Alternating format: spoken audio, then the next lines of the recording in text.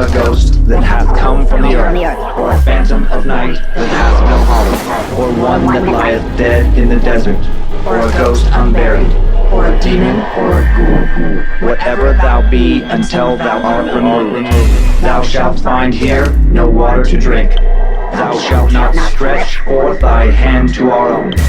Into our house enter thou not. Through our fence break through thou not. We are protected, though we may be frightened. Our life you may not steal, though we may be scared to death. Welcome to Scared to Death, Creeps and Peepers. I'm Dan, and my sick co-host is Lindsay. Oh, man, you guys. The struggle is real today. The head cold hit last night, so that's why she sounds different. I sound like 1-800. Call me. I can make a few extra bucks today. Sure. Fine, why not? So I apologize in advance. I'm going to try my best not to have a sneeze attack on camera because it's really unattractive. Well, I appreciate. No, that sounds fine. Oh, you mean the sneeze? The sneeze attack would be unattractive. Yeah, because it would be like. Yeah, got it. Ugh. But I appreciate you being a trooper. Yeah, I mean, we're still doing the show. We're still doing the show. Still gonna be scary. Yep, I was listening to other scary things on my phone this morning to get my head in the right space because my head didn't want to focus. So I'm already a little spooked. And how many stories are you telling today? I just have two today. I have one that's brief and one that's a little bit longer. So I'm pretty excited. I found them to be quite creepy. So good. Okay, I'm excited. I'm excited about that. What do you got today? I got getting spooked. I like getting the chills. And really quick before, I'm gonna have two stories as well. Great. And then Lindsay's stories are the ones that have been sent to my story at scaredtodeathpodcast.com. So keep sending those stories in. We love them. We do. And thanks for the reviews too. I noticed that we're almost 3,000 ratings and reviews on iTunes, which that's awesome. Yeah, for the horror genre is actually really, really good. Yeah. And great. This early on, we really appreciate that. So it doesn't go unnoticed. Thank you. Yeah, thank you. And we look at the feedback, scan it, Well, Dan looks at it because I'm a sensitive Sally, so he has to look at the feedback. I look at it. Then tell me because I can go down a fucking rabbit hole of like, oh yeah, Bob 1 2 3, you don't like my fucking swearing. So that's Dan's department. And then he tells me where we need to improve. And yeah, just so you know how we take it. It's not going to make major changes. We have to do the show and have it be something that we like. And our vision, but also the feedback does matter. And, it does. And we get the same, note here over and over and over.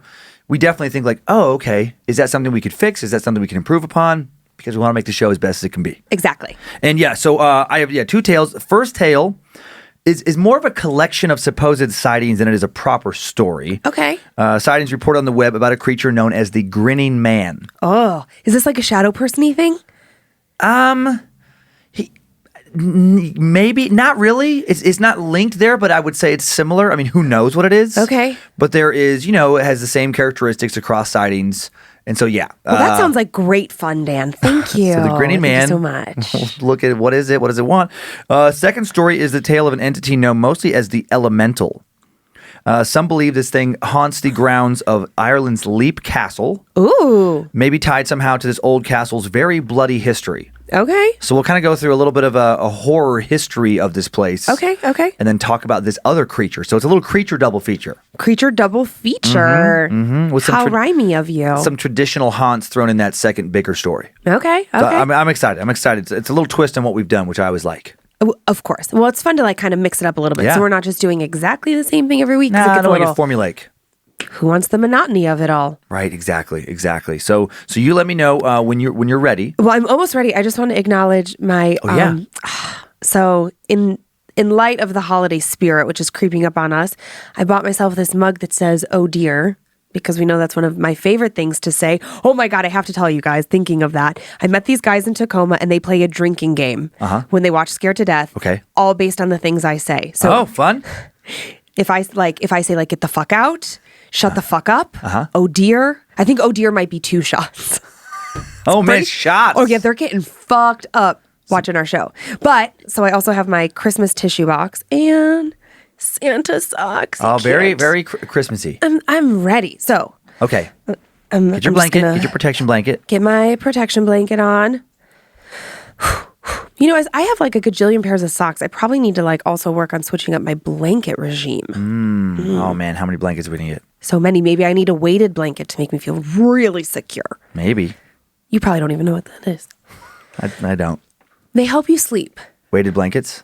Yeah, supposedly. It's like, I don't want to say anti-gravity, but it's supposed to like make you feel, well, weighed down. Yeah.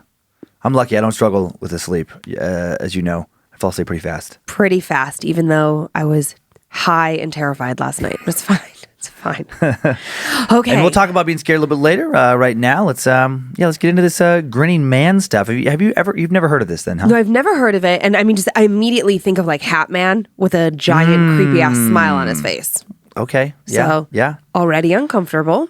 Well, about 60 years ago, people around the world started reporting encounters with this strange humanoid creature, a creature with the grin consistently described as malevolent.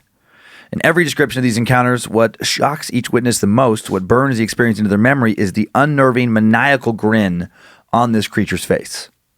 What seems to disturb witnesses also is just not knowing, what this thing is, what it wants from them, what it might do to them. Time now for a collection of tales about the Grinning Man. In 2011, a woman by the name of Dalen posted about an encounter with the Grinning Man on an online paranormal forum, writing, "My soon-to-be husband and I moved into our house 1 year ago. As far as I know, there was only one previous family who lived there, and nothing sinister had ever taken place. The house is a new build in a quiet residential area. Before this, I'd never had any dealings with anything paranormal.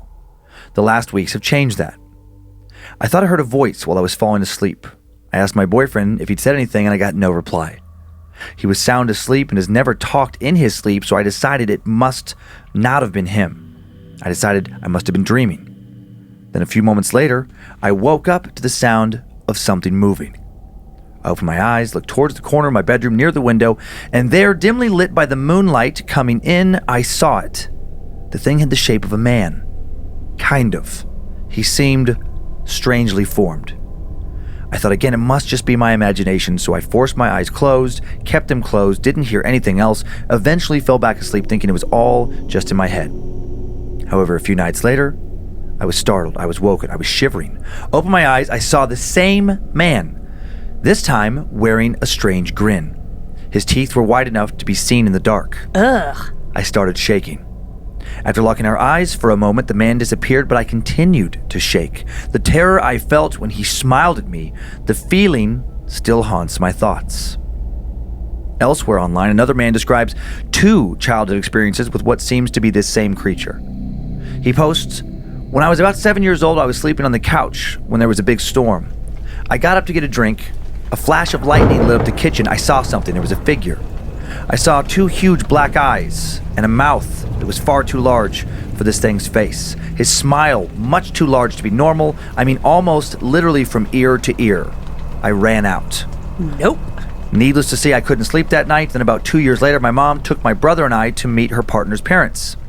We got bored and asked if we could ride our bikes in the garage. We rode around some trails. We raced each other along the trails, pedaling as fast as we could. Suddenly, I heard my brother screaming my name. I turned around and there was a truck just behind my back tire. The truck was really old and I saw the driver, and it was the same thing I saw in the kitchen. Those teeth. He was laughing. I got off into the bushes and the truck sped away. My brother also saw this thing and commented on how big its mouth was and told people later about it. He would say that thing was not human. Its whole mouth was its face.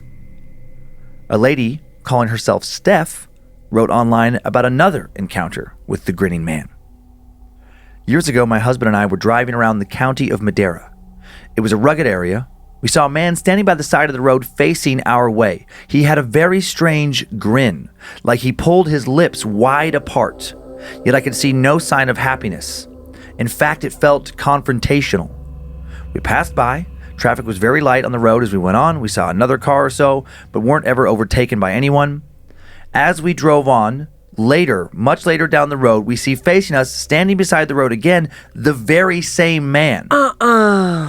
With that very same grin. How could this seemingly, same grinning man have teleported further down the road? One older encounter with the Grinning Man allegedly occurred in Italy in the winter of 1979. This is the most commonly reported incident of this. When a night security watchman was getting gas for his car while making his rounds, he sees this creature, and this one introduces a possible explanation for what the Grinning Man may be. Okay.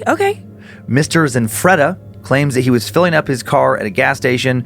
He hears this voice calling his name from the darkness nearby. He says he walked towards the voice as if he had to. Said he felt as though something had hypnotized him. And then he saw it. He saw a tall humanoid being with a large bald head. He or it was dressed in a suit and grinning, of course, from ear to ear. Without moving its lips, this being spoke to him, compelling him to go back to his car, drive it to towards an odd, dark cloud that seemed to be hovering in front of him. Mr. Zanfretta claims that he did as he was told, but was able to call the police on his way to that cloud. And then according to a few online sources, it was documented that he did get a hold of the police and did tell them where he was. And then the phone connection was lost after he could be heard saying, "The car has stopped. I see a bright light. I'm getting out." No. Then later he would say that he was taken into a UFO.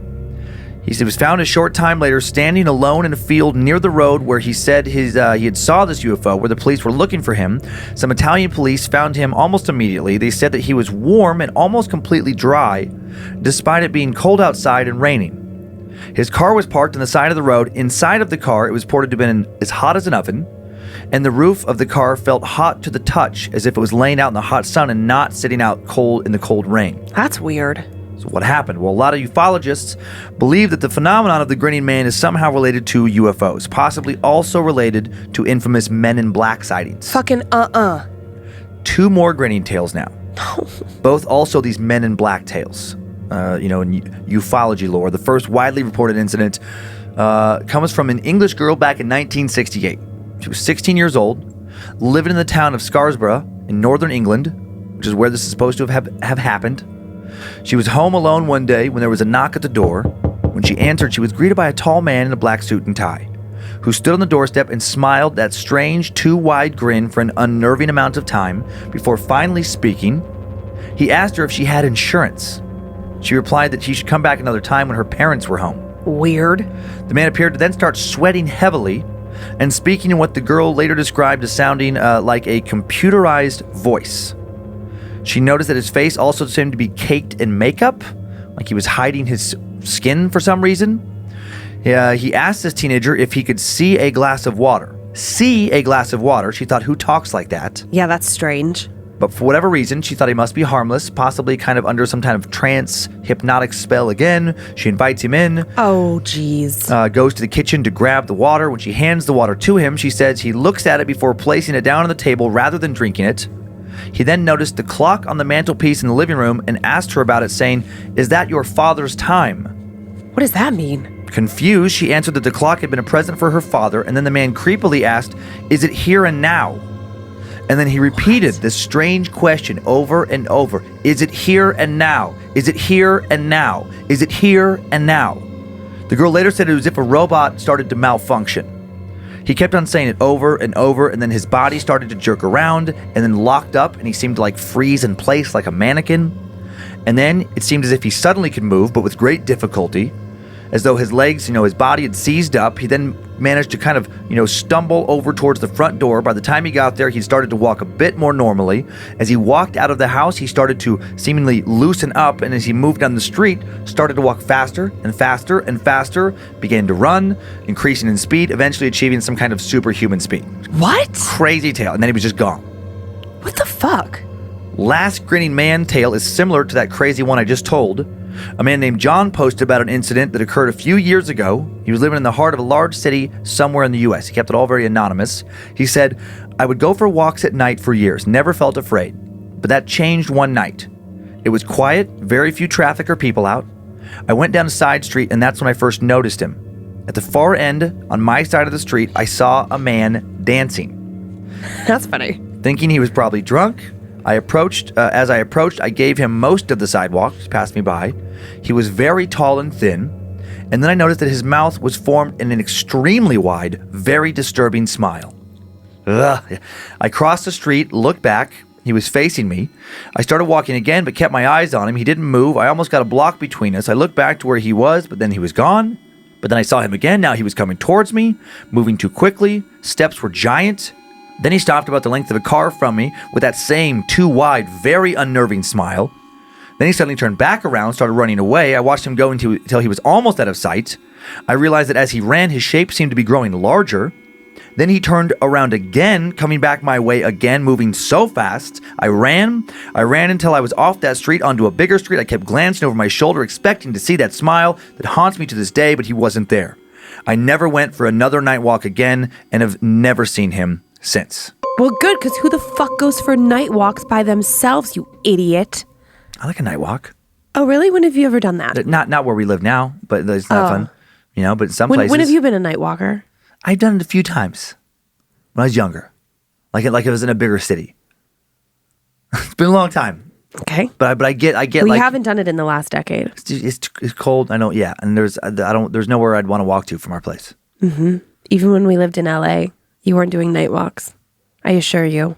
No, probably not that. But before I have, like when I was younger and cities were more novel. Yeah. You know, like I was specifically when I was going to school in London when I was like 20. It was fun to like a couple times just by myself go explore and like at night. But what time? How dark was it? What were you thinking? One time it was like past midnight. Why? I don't know, just because it was novel. It's like I never got to be around. Like I used to sneak out of my room as a kid in Riggins and we'd go like explore the town at night, and it was just kind of cool where everybody's asleep, and it's like okay. And then I was it was just cool to be in such a big city, and so yeah.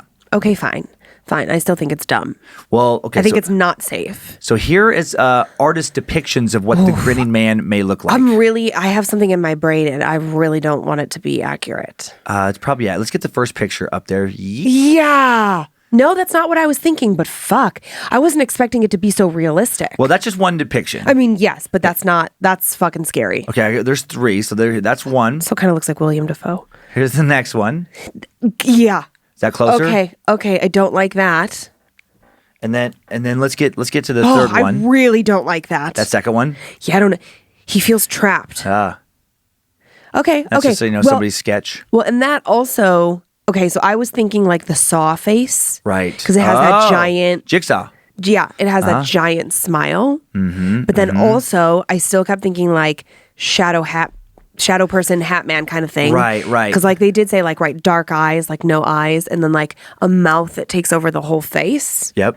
I don't know. I mean, it is part of it. Like it feels clown-like. But what I thought was interesting about particular detail about the smile is that the teeth were white. It wasn't like yellow fangs. Oh, and yeah. like it's like, that's weird.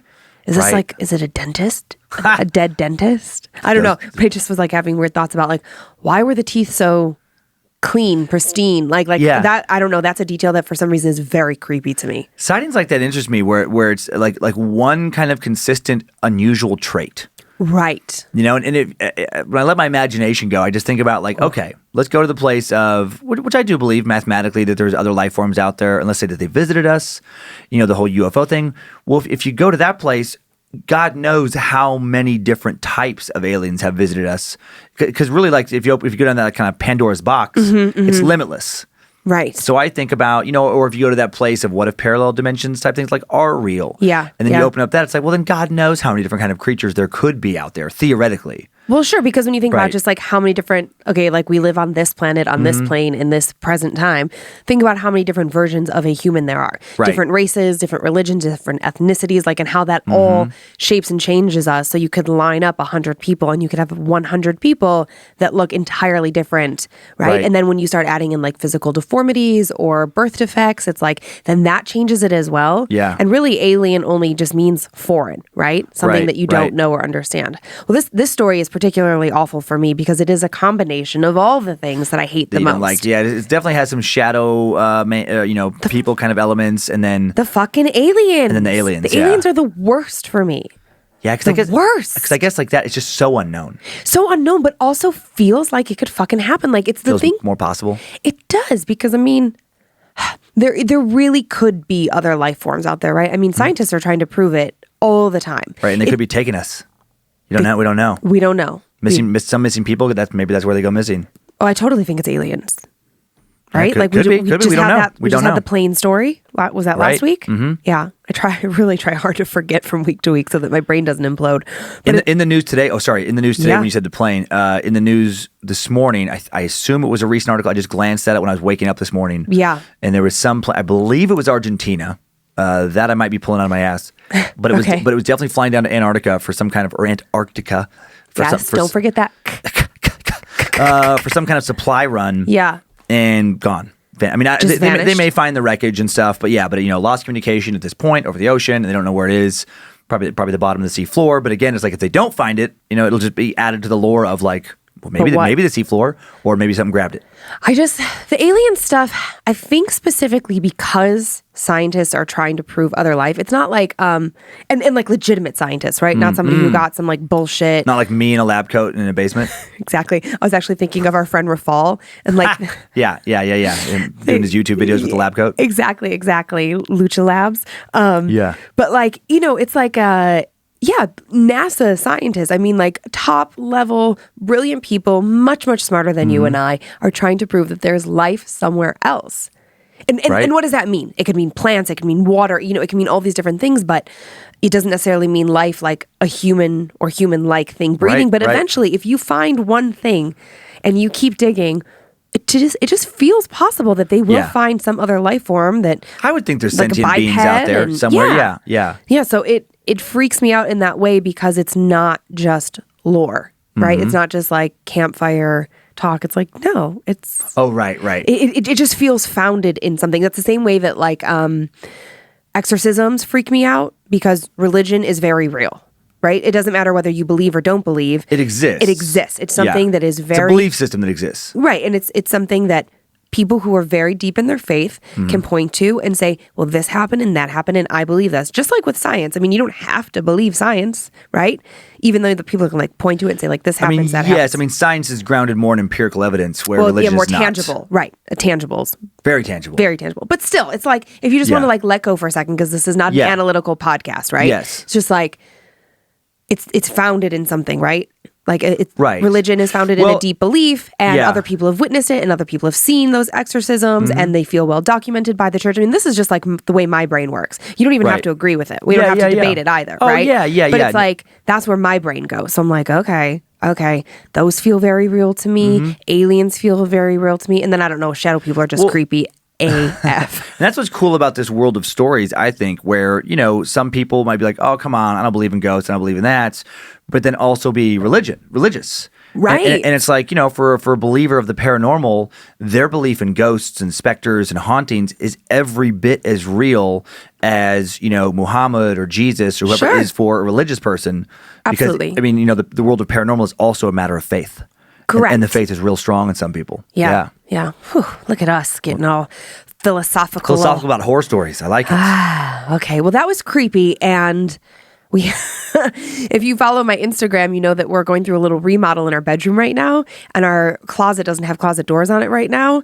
And there's one dark flannel shirt hanging in the closet right now. And when I lie in bed, I can see it exactly. And it looks like a fucking human shape. So that's fun. I want to take that down. For sure. I will be doing that immediately when I get home today. All right. Well, let's talk about our second story.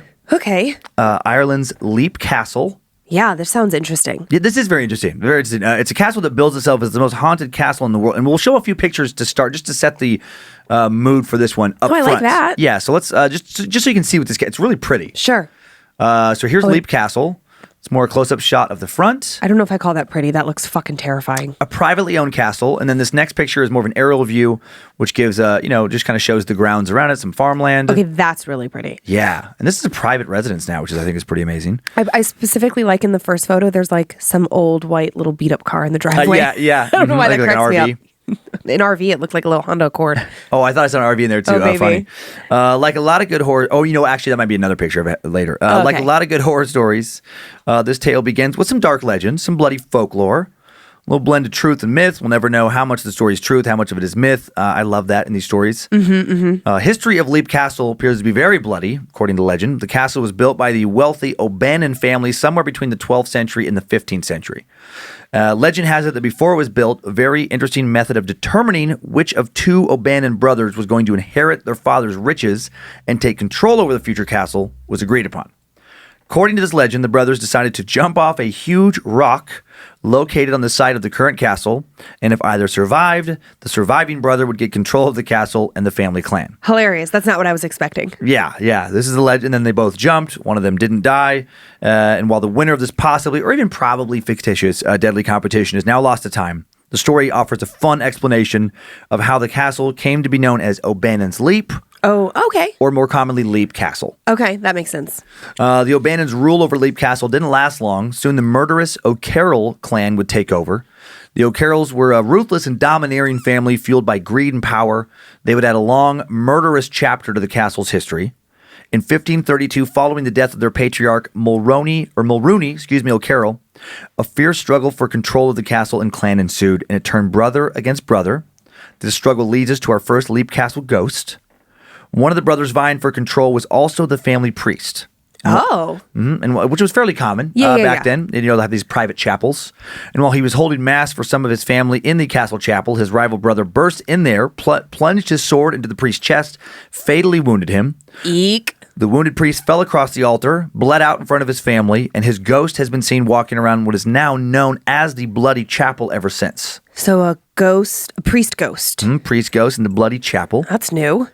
And this murdered priest is far from the only ghost seen roaming the grounds of Leap Castle. One of the most notorious spirits of Leap Castle is that of the Red Lady. Tall, slender spirit clothed in a fluttering red gown, holding a sharp blade in her hand. I just flashed on Game of Thrones. Yes. Oh, good. Yeah, good reference. The legend behind the real lady, or the Red Lady, is that she was a beautiful local peasant woman imprisoned by the O'Carrolls, used as a sexual slave, repeatedly raped, eventually gave birth to a baby who was then murdered by the O'Carrolls. Oh, dang.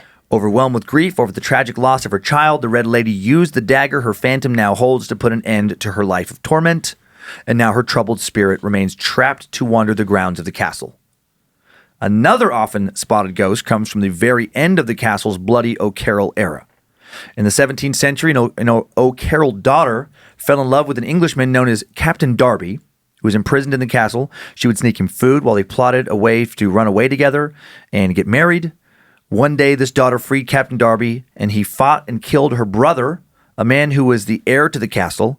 And now the O'Carroll daughter, Darby, loved, was the heiress to the castle. The two wed. When her father died, she and Darby inherited the castle. Okay. Inherited. And then Darby slowly lost his grip on sanity. Oh, no. And Captain Darby became known locally as the Wild Captain.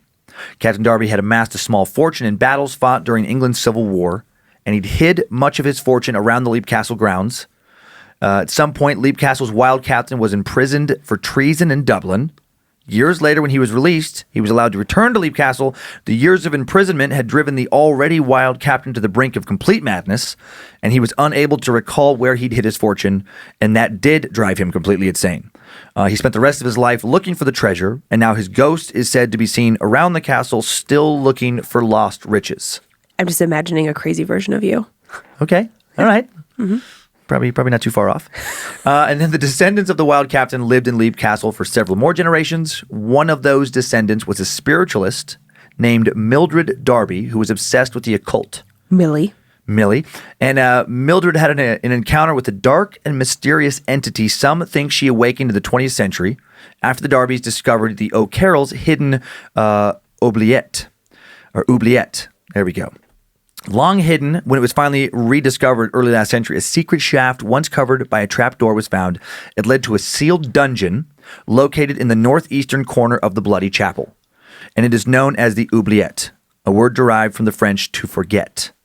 Centuries earlier, the O'Carroll clan had tossed bodies after body into that shaft, down into the oubliette, into the dungeon, done so for decades. When it was finally rediscovered, an untold number of human skeletons were still inside. Ugh. Some still stuck to iron spikes that had killed them. When cleaned out, it took 3 cartloads to remove all of the bones. Many of these bones had belonged to soldiers that the O'Carroll clan had betrayed. Bless you. Legends tell of several occasions where the O'Carrolls employed other clans as mercenaries to kill their enemies. And upon completion of one of these jobs, the mercenaries, 39 members of the O'Neill clan in this instance, were invited back to Leap Castle for a celebratory feast. And then legend has it, they were poisoned and had their throats slashed. Their bodies were then thrown down into the oubliette. On another occasion in 1599, Charles O'Carroll, the last chieftain at Leap, was at war with the Earl of Tyrone, and he hired the McMahon clan to be mercenaries. After they fought for him, the O'Carrolls had these men murdered in their sleep. Their bodies were as well tossed into the oubliette. And the McMahon clan are now said to haunt the Great Hall at Leap Castle. Countless more people killed and tossed into the O'Carroll oubliettes. Many were dead before their bodies were thrown in. Others, however, thrown through the trapdoor while still alive. Ugh. Bleeding out, their bones shattered, impaled by spikes, crying out for help from the bottom of the pit where no one was going to save them, surrounded by the bodies of others who'd suffered the same fate before them. And some think, out of all this blood and agony, a creature was born. The creature I want to talk about today. A creature Mildred Darby may have awakened through one of her occult rituals. Time now for the tale of it, Leap Castle's elemental. Some believe that something far more terrible than a ghost is haunting the ruins of this castle. They think that a primal force, horrifying beyond description, something that may have dwelled within the castle walls for centuries, still roams the grounds. Was it brought into existence by all of the O'Carroll bloodlust? Has it been on the grounds all along, long before the castle was built? Did it push the O'Carrolls to their murderous ends as a way to feed its own bloodlust? The spirit has been called the Thing by some, as it by others. Most call it the Elemental. The Elemental is the most intriguing spirit thought to currently call Leap Castle home. Its origins, exact nature unknown. Paranormal investigators, demon hunters speculate it's somehow tied to the castle's bloody past. There's a variety of theories regarding how this grotesque apparition made its way to Leap Castle. One theory believes that the elemental was actually summoned to this plane, bound to the site that now, where the castle now sits, by Celtic druids, performing rituals that required blood sacrifices, possibly human blood. And these rituals and sacrifices might have conjured some spirit, bound it to the grounds. Perhaps over time, long after the druids were gone, the elemental weakened and sought fresh blood to renew its strength, to maintain its existence in this material plane. And that seeking led to the O'Carroll oubliette. Others believe that the elemental was placed within the castle by invading enemy forces so that the ghost could destroy the castle from within. Some think it was specifically placed in the castle by Gerald Fitzgerald, Earl of Kildare. Widely rumored that Fitzgerald was a practitioner of the dark arts such as necromancy and the summoning of demons. Historically, Fitzgerald did try to seize the castle on several different occasions. Most people seem to believe the elemental's manifestation directly connected to the gruesome discoveries within the castle's oubliette. Some think that the removal of the mortal remains of the dark dungeon's victims may have inadvertently somehow unleashed the dormant emotional anguish of their restless spirits. These agonized spirits may have somehow coalesced into one powerful elemental spirit that has bound itself to the castle, driven to destroy the descendants of those who had brutally murdered the victims in the first place. Such a being is known in some paranormal circles as a collective apparition, a term usually used to refer to the same apparition witnessed by numerous different people at the same time, a term here used to describe a creature that can only be created when there are a sufficient number of angry or anguished spirits who all share the same sort of violent death. Okay, I'm with you. Final interesting theory is that the elemental may not be a spirit of the dead at all, but rather a thought form. Thought form is an artificial being created by collective thoughts or emotions, and those who adhere to this explanation believe that the intense suffering of the dungeon's victims, along with the agony present in their final thoughts and feelings, collected together, and then through sheer emotional psychic power created a horrible, angry wraith, hell-bent on revenge. Whatever its origin, the first mention of the Leap Elemental comes from 1909, shortly after the discovery and the clearing of that oubliette, when occultist Mildred Darby claims to have had a terrifying encounter with this thing. Mildred had been holding seances and performing automatic writing in the castle. Automatic writing is also known as spirit writing. It's a claimed psychic ability allowing a person to produce written words without consciously writing, the words purportedly coming from a spiritual or supernatural source. And Mildred may have awoken and provoked the elemental by her occult dabbling. And this is what she claims to have witnessed during one of her rituals. Suddenly 2 hands were laid upon my shoulders. I turned roundly and saw, as clearly as I see you now, a grey thing, standing a couple of feet from me, with its bent arms raised as if it were cursing me. I cannot describe in words how utterly awful the thing was, its very undefinableness rendering the horrible shadow more gruesome. Human in shape, a little shorter than I am, I could just make out the shape of big black holes like great eyes and sharp features, but the whole figurehead, face, hands, and all was gray, unclean, bluish gray, something of the color and appearance of common cotton wool, but oh so sinister, repulsive, and devilish. My friends who are clever about occult things say it is what they call an elemental. The thing was about the size of a sheep, thin, gaunt, and shadowy in parts. Its face was human, or to be more accurate, inhuman in its vileness. Nose it had none, only spreading cancerous cavities, the whole face being a uniform tint of gray. This, too, was the color of the dark coarse hair covering its head, neck, and body. Its forearms were thickly coated with the same hair, so were its paws, large, loose, and hand-shaped, and it sat on its hind legs, one hand raised, and a claw-like finger was extended, ready to scratch the paint. Its lusterless eyes, which seemed half decomposed and looked incredibly foul, stared into mine, and the horrible smell which had before offended my nostrils, only 100 times intensified, came up to my face, filling me with a deadly nausea. I noticed the lower half of the creature was indefinite and seemed semi-transparent at least. I could see the framework of the door that led to the gallery through its body. One of Mildred's friends claims to have also seen it during one of these occult rituals, writing the following about her encounter. I saw your eyes fixed upon something above our heads, and the next minute my own eyes were filled with the sight of a thing in the gallery looking down upon us. Get the fuck out. There was plenty of light from the lamps in the hall, and one above on the wall at the corner of the gallery for every one of us to see quite plainly the gray-colored figure about the height of a small grown-up person looking down at us. I wish I could forget the sight of that gray figure with dark spots like holes in its head instead of eyes, standing with gray arms folded on the gallery railing looking down at us. Then, just as he put foot on the gallery, the thing that he saw there that we were watching suddenly faded out of sight. The thing did not move, only became less and less visible until it vanished. In 1915, Mildred Darby claimed to have had another run-in with the elemental, writing, "The last appearance of the elemental was on November 25th, 1915, and I deduct again last November from the gait of my husband, really wild with rage, fright, coming into my room at midnight to let fly at me for again dressing up things to try and frighten me." Oh. On that night, two of our servants, knowing the master, her husband, would be late and that I was driving that afternoon, had invited friends, two soldiers from the barracks at Burr, and the friends is in quotes, so I assume lovers. Oh, okay. Distant the other side 6 miles, so some barracks 6 miles away. They came rather late, and my husband came home. So, yeah, weird old-timey language.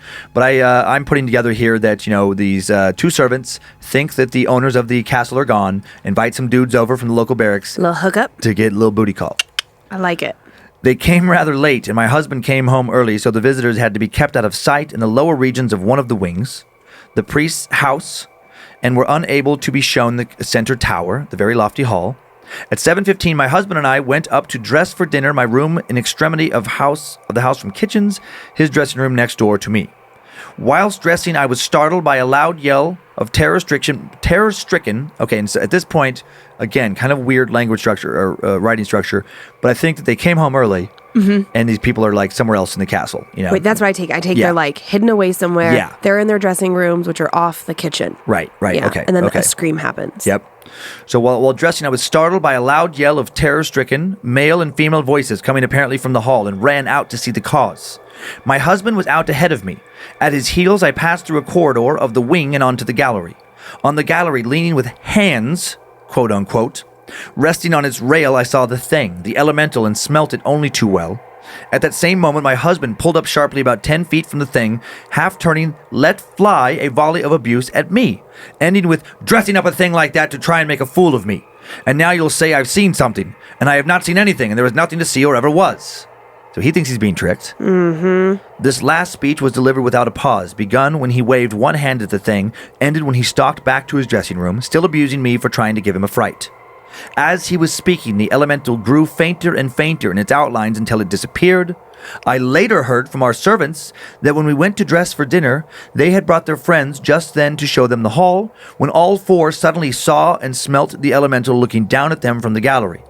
They all screamed and fled to their servants' quarters, where all four became very sick. The two maids left notes saying they needed to stay home the next day and did not return. And while Mildred and the entire Darby clan soon left her castle after that, others have seen the elemental as well in recent years. A ghost hunter claimed to have been attacked during an investigation of the castle on June 18th, 2002. Oh, recent. They wrote, I traveled to Leap Castle in order to make a show for a local TV network, and this was my first time in the notorious castle I had heard so much about. The show went well, but I wanted to try the UV on the camcorder while still shooting. I had sent something down the old access to the battlements earlier and never went down. I climbed the stairs with the camcorder in front. The light from the UV allowed me to see about 6 feet ahead and no more, so I climbed slowly.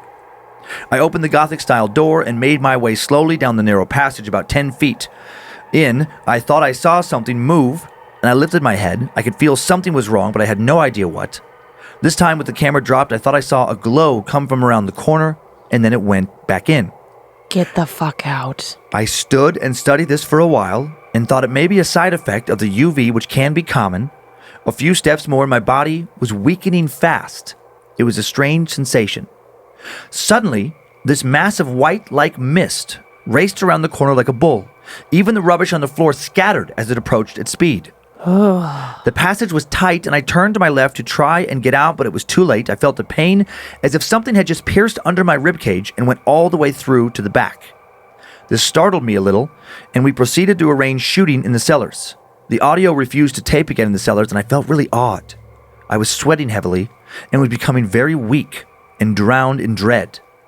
Right after the incident in the tunnel, it felt as if a hole in my chest had been punctured on a spiritual level, and my life was seeping into the stones.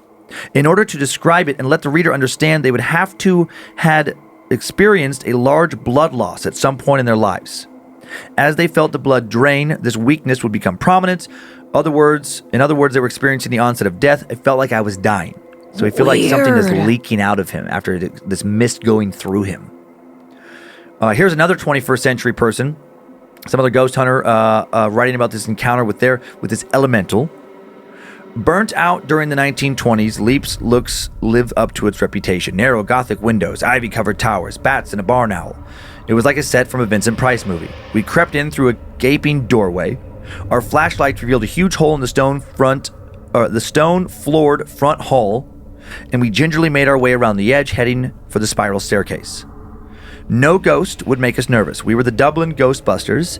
Despite our confidence, we found ourselves talking in whispers. A slight sound behind me, and I spun like a ballerina to see the cause, but as I spun around, I slipped and then dropped through the hole in the floor. The flashlight dropped in the hole. The flashlight hit a rock and went out. Oh, okay, they fell in this hole. Just above me, just out of reach, I could see the jagged outline of the floor. I could hear friends coming to help me, and then in the darkness, I could hear a sniffling kind of sort of noise. There was a smell, too, a horrid, rotten smell. I'm not athletic, but that night, terror put rockets in my heels. I shot upwards, scrambling madly. I made it to the doorway, did not stop running until I was safely in the car. So they thought they smelled something, heard some weird kind of sniffling type sounds in this tunnel down there. Fitting for today. Okay, finally, one final encounter with the elemental from 2006. This person says, I looked into the darkness of a corridor that exited the spiral stairway. I became aware of the smell of sulfur. It was as if boxes and boxes of matches had suddenly been lit at once. I looked at my friend who had taken me to visit Leap Castle. He could also smell this sulfur. I stared into the darkness of the corridor and had the impression that a beast, like a bear, was staring back at me. The tension was rising like a ticking time bomb. My friend then closed the door and said to let sleeping dogs lie. He was a friend of Sean Ryan, the man living in the castle, man who did live there for a while, and I certainly did not want to disrespect either of them by stirring up this elemental. The elemental has the potential to cause great harm to anyone receiving the brunt of its attack.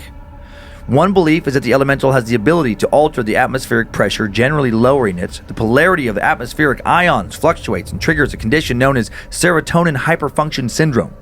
This can cause symptoms such as a heart palpitation, nausea, vomiting, sweating, chills, tremor, dizziness, fatigue. It has also been said that the skin and hair will have an electrical charge. This theory has been generated over the last 10 years, and it is interesting to note similarities between these symptoms to those described by Mildred Darby in the early 1900s. I felt every hair on my head separate and move. From my flesh all over my body and scalp crept, and every hair on my head stood straight up on end. Then an absolute weakness came over me. The seeming cessation of the pulses of life, the grip in heart and brain, the deadly numbness which rendered me incapable of thought, word, or action when I first saw the awful beast. And this feeling and the beast then left this lucky ghost hunter. So in addition to the ghost haunting the halls of Leap Castle, is there also some weird kind of monster?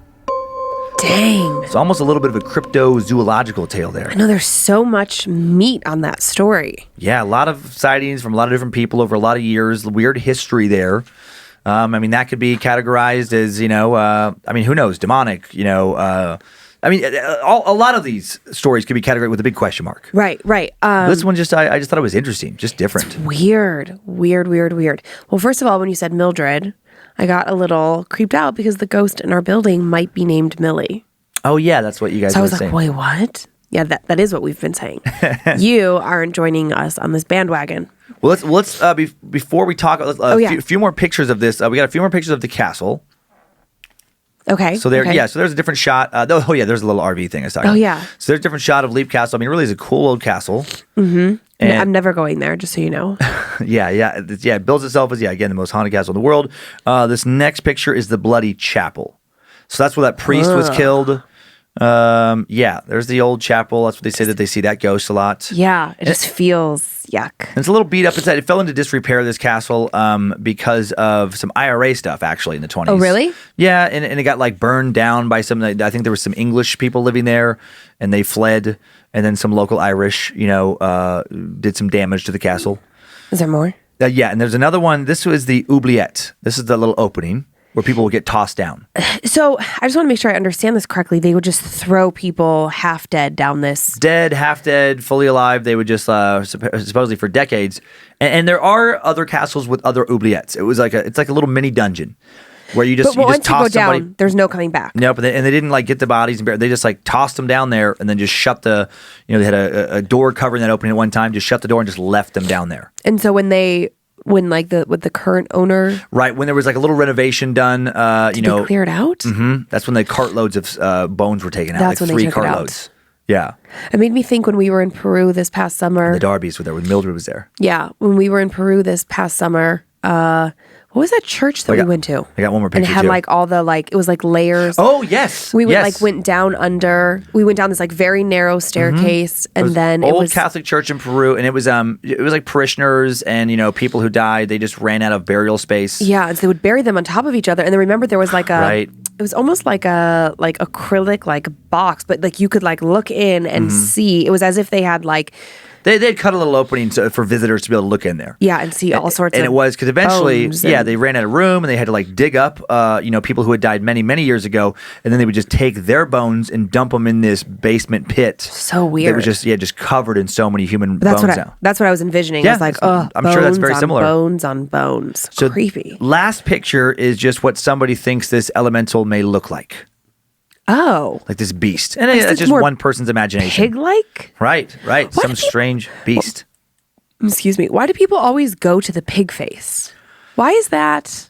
I think it's biblical. I'm not 100% sure on that, but I believe if anybody knows, I'd love to know. some demons were cast into some swine at one point in the Bible. Cast out and put into another creature in the pig. I think that's where the Is that why Jews association. Don't eat pork? No, that's different. That was just considered an unclean animal, which actually it was. What is at that? The time, there was there's a certain parasite that can be found in pork that if you don't cook it properly, right, it can get you real sick. Maybe I think that's probably maybe it's spirit swine. maybe who knows? But yeah, just unusual. So I thought I'd change it up. Yeah. Again, I can't do traditional haunted house. You don't have to justify it. I think it was a great story. More for the listener. Yeah. No, I just thought it was. I like those history ones where it's interesting where there's legends of strange deaths inside the castle. It reminds me of when I got to do a tour of the Tower Castle in London. And there's, so many people that, left the earth violently there. Yeah. And were wronged in various ways and, hanged for reasons they shouldn't have been hanged for. And now there's, centuries of stories of ghosts seen, walking in the halls of these castles. And I remember being spooked out. Were you? Mm-hmm. Yeah, on the tour. And yeah, it sounds like this is an especially spooky castle. We hadn't done a spooky castle story. Yeah. No, I was all for this story. There's just so many, I don't even know where to start. There's so many pieces to the puzzle here, right? Yeah.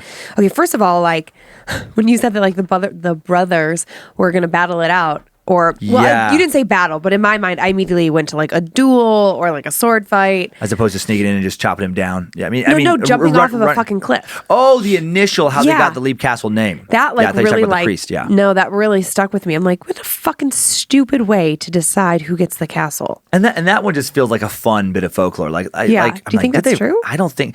At first I was like, oh, okay, and then I started to think about it. I'm like, wait a minute, but like, why would you think you could jump? Maybe there was a situation in my mind. It would make sense if you could like try to jump across an opening.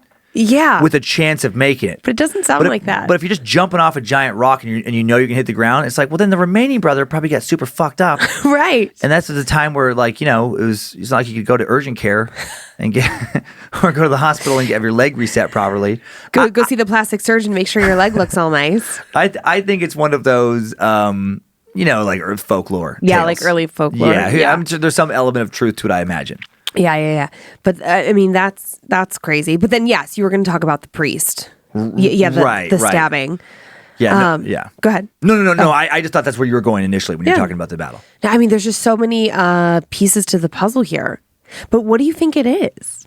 That elemental thing? Yeah. Do you think it was there all along? Because at one point you said, like, also, like, did she... The druids and... did she, like, awaken it? Did she awaken it? Was it there before? Like, it feels so undefinable. Is that a word? Yeah, I don't know. These situations, I mean, the skeptic... Okay, the skeptic side of me could think, like, well, they're doing these occult rituals. They're getting all worked up. And then it could be one person says they see it. Other people don't want to feel left out, so they see the same thing. So there's that. And then that starts the legend, and then other people want to see it as well, and then it goes from there. I know that's what some people will think it is. But what about the more modern stories? Well, because then people, like, they feel it. Like, the sweating, the weakness. But are they, like, working themselves up, kind of thing. But then the more fun part of my brain with this thing's like, man, what if like there was some weird creature that got awoken, or what if there was some way to, I don't know, with some forgotten kind of ritual that was able to bring something into this world and then kind of anchor it to this place, and it's still there. That's the fun, terrifying horror movie part of my brain wants to think. And then who the hell knows what it is? Demon thing from who knows? Who knows? And like, is it just one thing or is it multiple things? And what I was thinking about, if it's the collection of horrible things and horrible endings. Yeah. If it was that, like, also, can it like break off and become like, I don't know, like, so that multiple spirits are haunting it once, and then it kind of like, that's just fun. Like, with this like stuff. amoeba, like no rules, so I guess it could. And someone lives there right now. Yeah. Well, you said privately owned. I guess that doesn't mean they live there. Oh, yeah, that's true. I mean, well, I tried to figure that out. Yeah. And I believe, I'd have to look back to the name. It was that Sean guy. I think, I can't remember Sean's last name. Sean Orion, maybe? Sean Connery. Sean, it would be sweet if it was Sean Connery. Sean lives there. If that's where he's been. Maybe that's why he hasn't been doing like movies lately. He's just, he's possessed by the elemental. The elemental kind of like, knocked off his movie stuff. I'm trying to think of this guy's Sean's name. Sort of towards the like... Yeah, the latter half of the story. Sean Ryan. Right. But then some sources I found seem to indicate that guy may have died. Oh, and then okay. I think right now it's currently in the possession of maybe one of his descendants. Oh, but I'm not positive. Oh, I would be so pissed if somebody left me a haunted castle. But the grounds, I mean, oh my gosh, I would love to have this castle be in possession of it. I mean, I'm sure it's worth a crazy amount. And it's We're not going beautiful. there. You don't have to live there, but to have it would be amazing. But what would you do with it if you're not going Sword there? fight.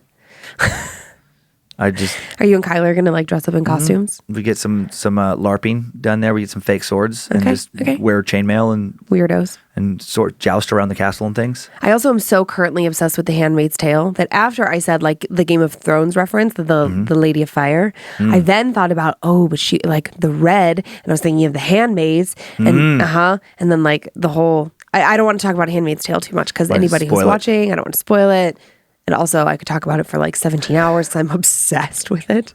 Well, I want to hear you talk about your scary stories. Okay. Well, I think I can do that, Dan.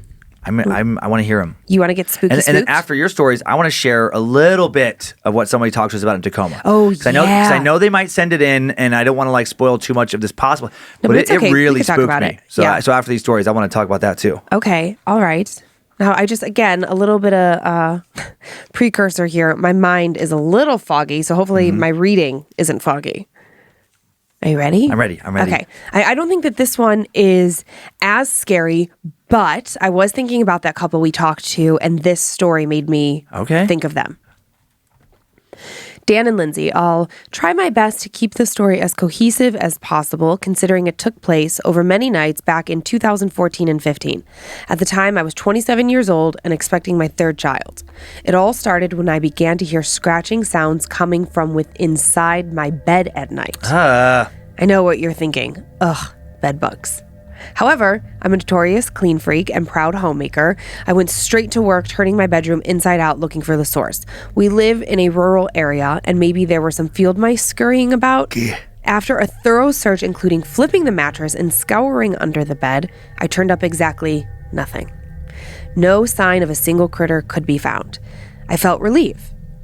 Crisis averted, right? But not so much. The scratching persisted. At the time, my husband spent just about every night at work, and our sleeping schedules were totally opposite.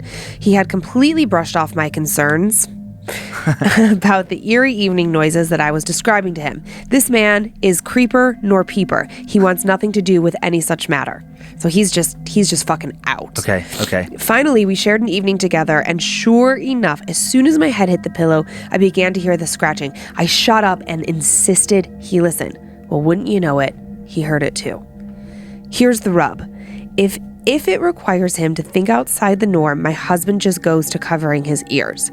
I know this reaction is based upon his fear of the unknown, so we're just going to cut him some slack here. Unfortunately, the progression of events from here on out were only experienced by yours truly. I did my best to brush off the sounds because at the time, that's all they were. Right. All of that changed early one morning when I awoke right at 3:30 in the morning to the sensation of the mattress by my head being gently pushed down. Once, twice, 3 times. I open my eyes immediately and feel the sensation of warm breath on my face. Oh, man. As you can imagine, I left my room immediately and sought refuge on the sofa with all the lights on. I likely spent a few nights on the sofa while waiting for the unease to dissipate. Another night, I wake up, 3:30 a.m. This time, my eyes opened before the occurrence even began. I don't know what caused me to awake. I do know what I heard when I woke up. 3 distinct knocks on my bedroom wall.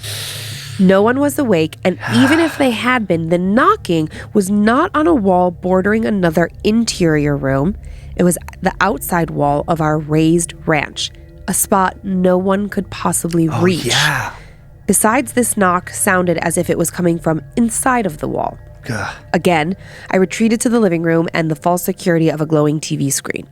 My husband was home for an evening again, and I felt a lot more confident in reclaiming my spot in our bed.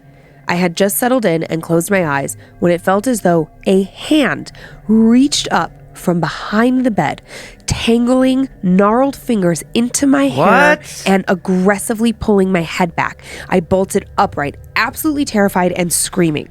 My husband assured me, "There's nothing there. It's just a dream." It didn't feel like a dream. I really don't think I had even fallen asleep yet. It definitely wasn't sleep paralysis, and never once had I felt frozen, never incapable of movement in any way. Honestly, though, did I even want to consider it being anything else? Here I was, heavily pregnant by this point, and terrified to close my eyes at night. I spent the remainder of my pregnancy in the living room. The final event occurred when I was fast approaching my due date. I had managed to fall asleep on the sofa, TV on, and soft lighting, when I heard... Did you just see that? What? What are you doing? No, my foot touched the desk. You're freaking me out. Not intentionally. Just like a shadow just crossed my face. You didn't see that? Oh, my hand. I don't think so, buddy. My God. Oh my God. Here I was, heavily pregnant by this point and terrified to close my eyes at night. I spent the remainder of my pregnancy in the living room.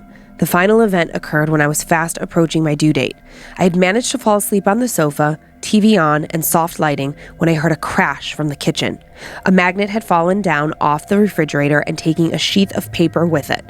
Startled, my eyes flew open, and crouching in the middle of my living room was a blackened, wild-looking young boy. Get the fuck out of here. I can only really liken it to a caveman-type appearance. Barely clothed, skin appearing as if completely covered in soot. His hair was thick, tangled, long, and wild.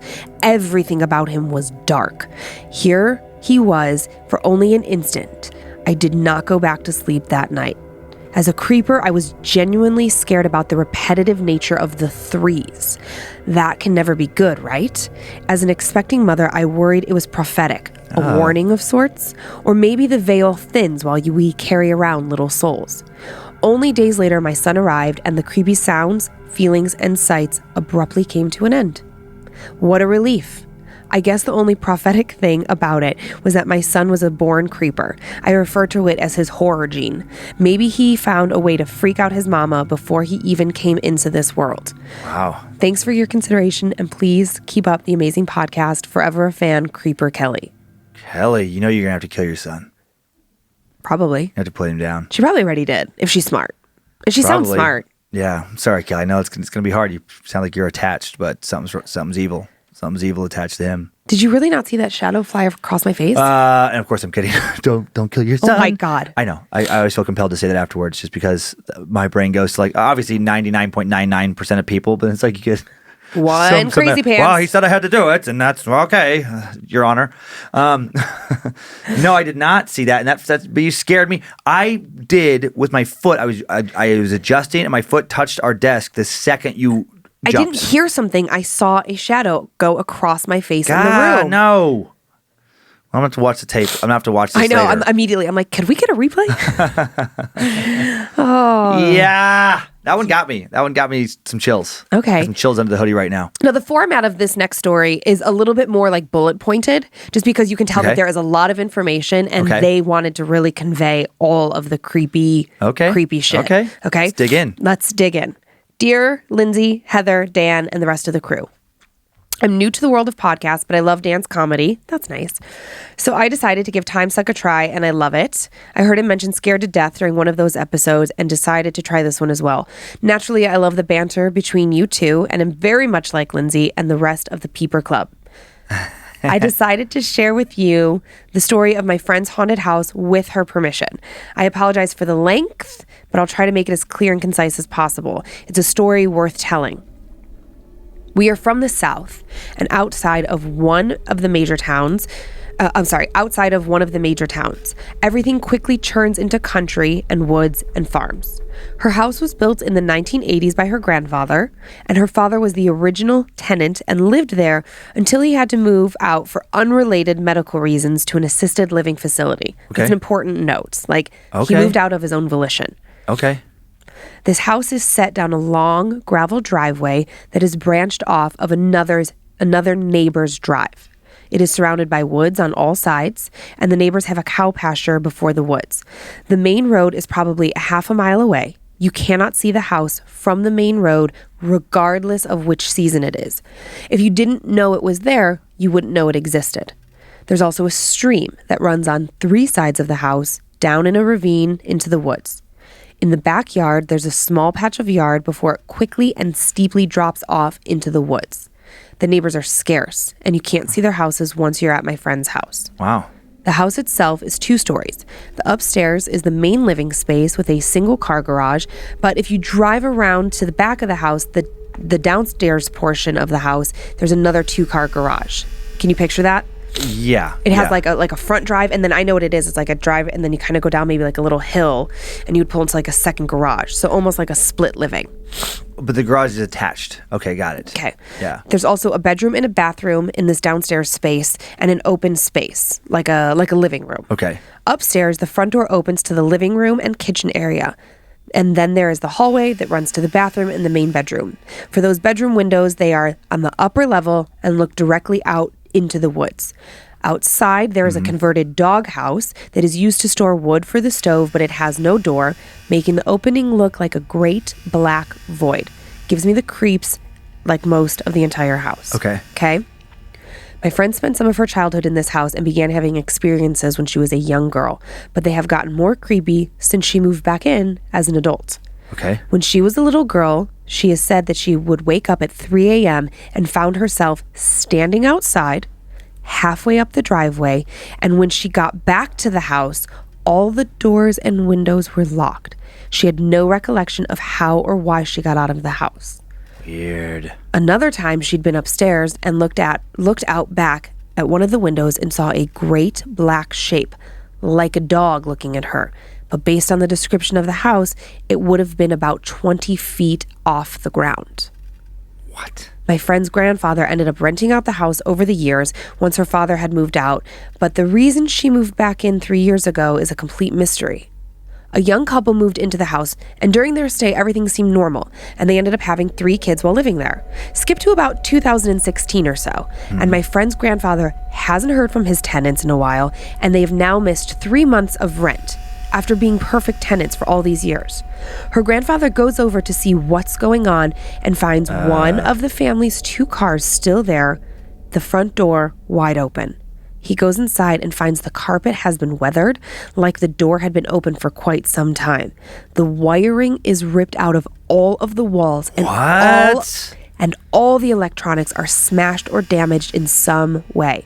Most of the family's belongings are still in the house, including mail, medication, other electronics, clothing, everything still in the house. Even the children's toys were still in the basement.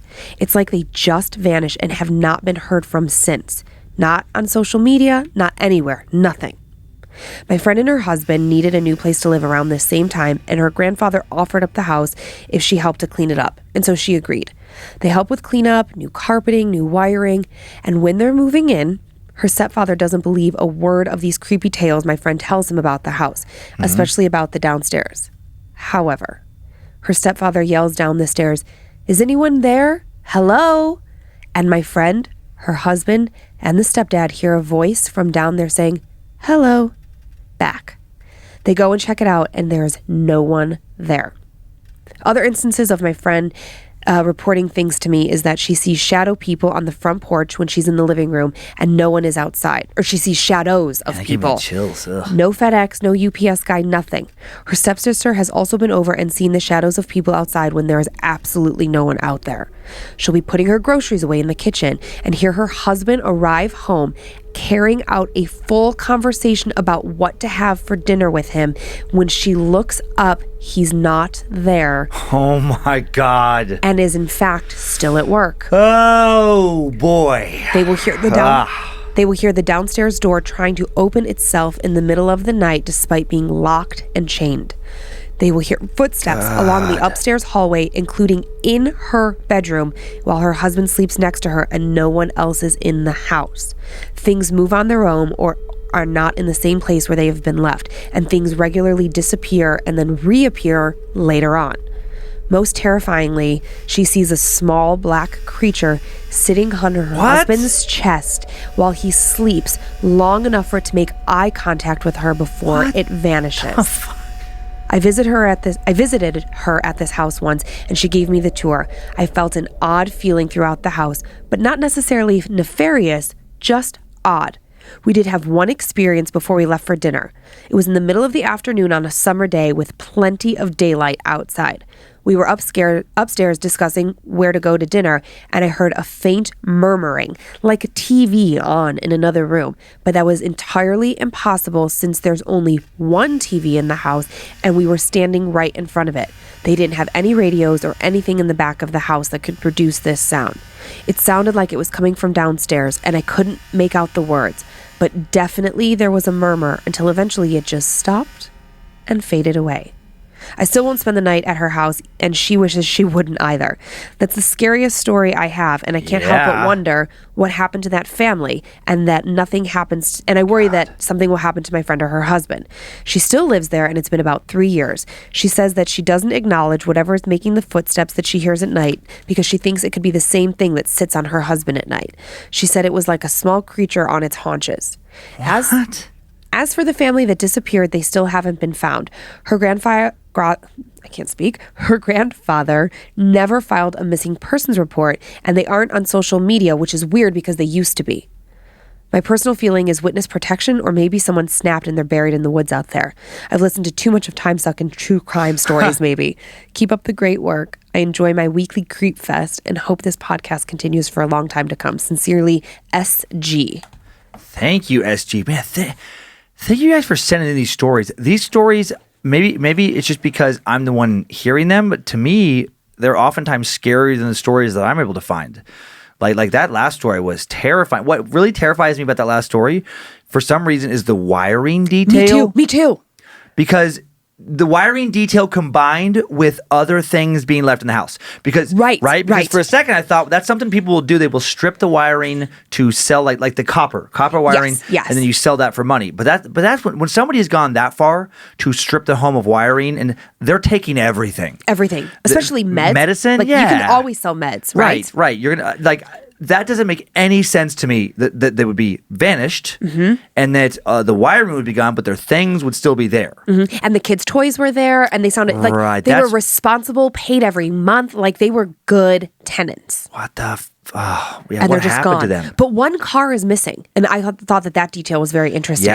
Yeah. So it's like, I mean, I guess there is the possibility that they just, like, maybe they were in trouble with somebody and they just took off entirely. But then the wiring, that still is like, well, why? I don't know. Why would they take their own wiring? That doesn't make any sense. Well, could they have disappeared and bailed, and then somebody else came into the house and took the wiring? But then why did they leave their medicine? I don't know. I mean, I guess weird things can happen, and that's a very strange. And then all of the multiple instances that her friends saw these, and then she heard something. Man, like you said, get the fuck out of there. Get the fuck out.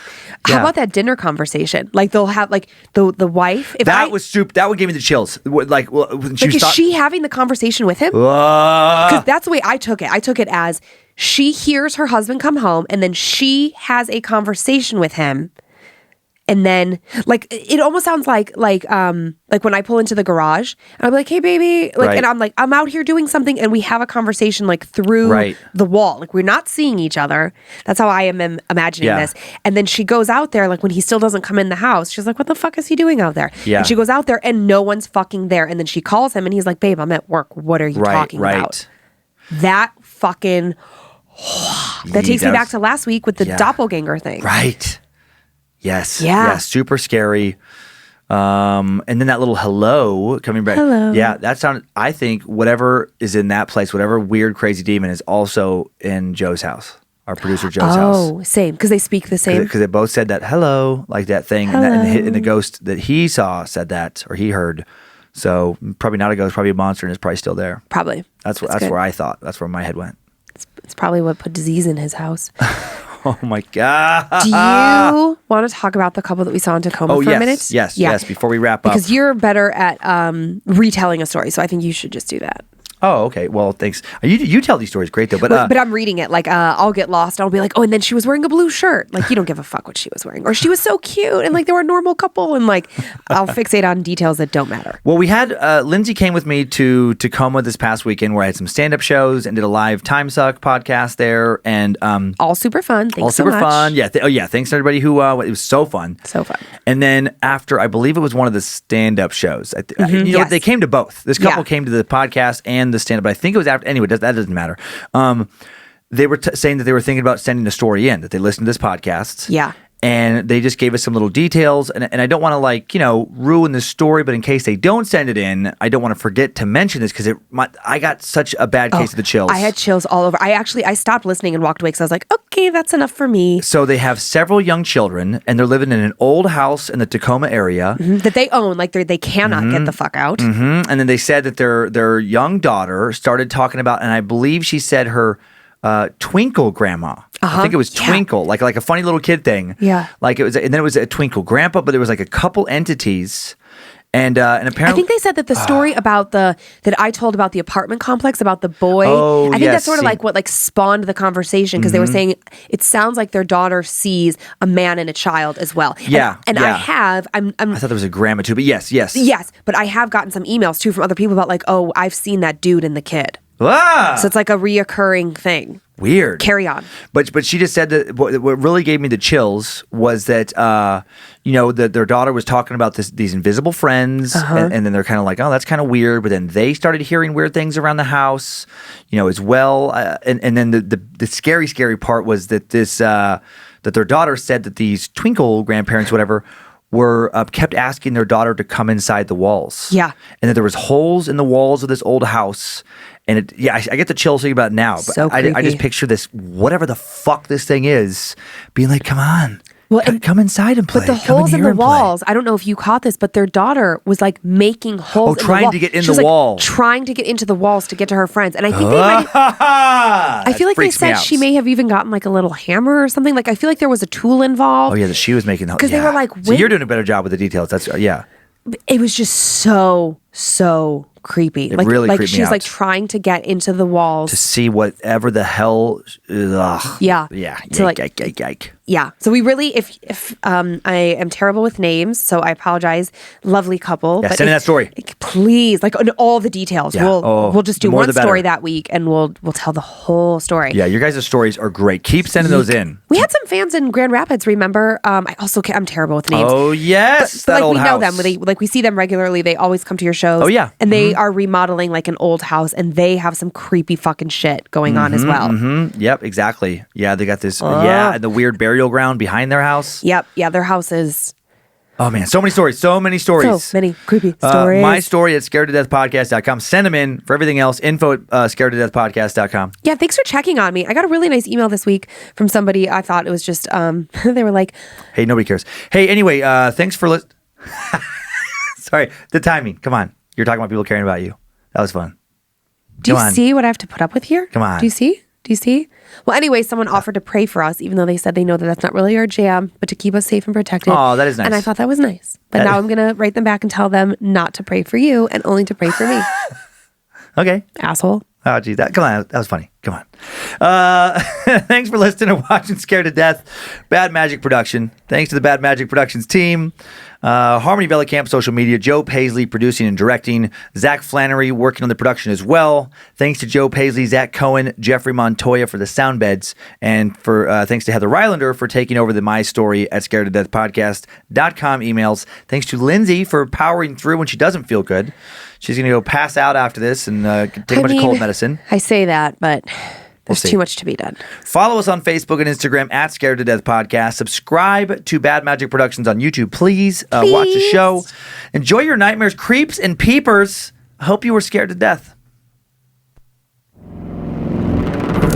If spirits threaten me in this place, fight water by water and fire by fire.